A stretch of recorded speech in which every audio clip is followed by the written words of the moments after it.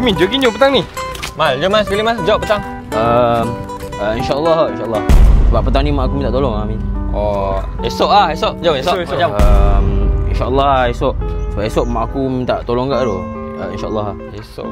Okey, minggu depan lah. Lama tak jawab ni.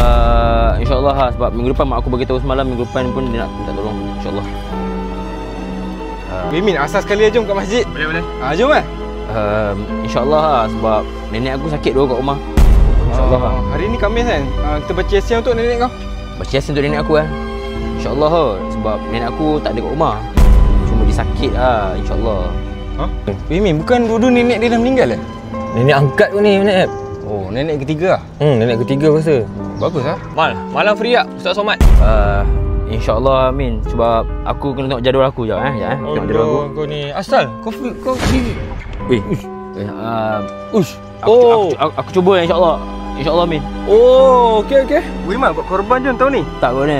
Sebab tinggal RM30 je tu. InsyaAllah Tapi InsyaAllah aku try buat korban. Ingat mak tu RM30. Kalau kau tak mampu buat korban kan, kau boleh buat sedekah daging dengan komuniti dakwah tarbiyah. Kau tahu tak, bermula RM30 ke RM150. Okey lah, at least bulan korban ni boleh buat amal. InsyaAllah Min. Tapi belum lagi kot. Kau ni, dia tadi insyaAllah. Kau tahu tak, insyaAllah ni nak kena datang usaha sekali. Kan, kau top up 50 boleh. Makan tempat mahal boleh. Kau tahu tak, sedekah ni Nabi beritahu siapa sedekah awal Zulhijjah ni, pahala dia besar, ganjaran dia besar. Lepas tu daging ni dia bagi kat pelarian, dekat orang miskin kat Timur Tengah, kat Afrika, kat Malaysia. Elok ke tak elok? Elok lah. InsyaAllah Amin. Tapi tu lah, aku top up bukan RM50 tu. Allahu Akbar. Kau ni aku